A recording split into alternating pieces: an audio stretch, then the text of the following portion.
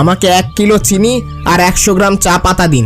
বৃষ্টির দিন সন্ধ্যায় চা না খেলে শরীর মন ভালো থাকে না। আপনাকে খুব চেনা চেনা লাগছে, কোথায় যেন দেখেছি।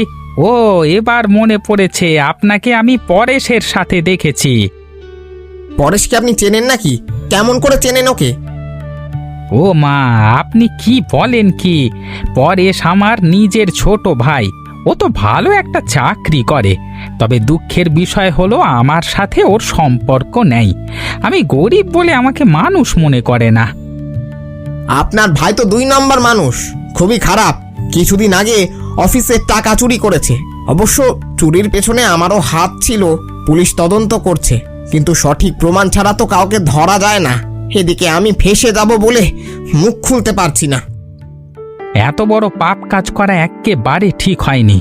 আজকে না হলেও 2 দিন পর ঠিকই আপনারা ধরা পড়বেন। ধরা পড়ার আগে নিজেদের দোষ স্বীকার করে নিন। আপনারা দোষ স্বীকার না করলে আমি পুলিশের কাছে সব বলে দেব। আপনি বলে দিলে কিছু হবে না, কারণ আপনার কাছে কোনো প্রমাণ নেই। আমি আপনাকে বলছি, সেটারও কোনো প্রমাণ নেই। চুরি করে কি লাভ বলুন? হয়তো কিছুদিন ভালো থাকবেন, তারপর ওপরওয়ালা ঠিকই পাপের শাস্তি দিয়ে দেবে।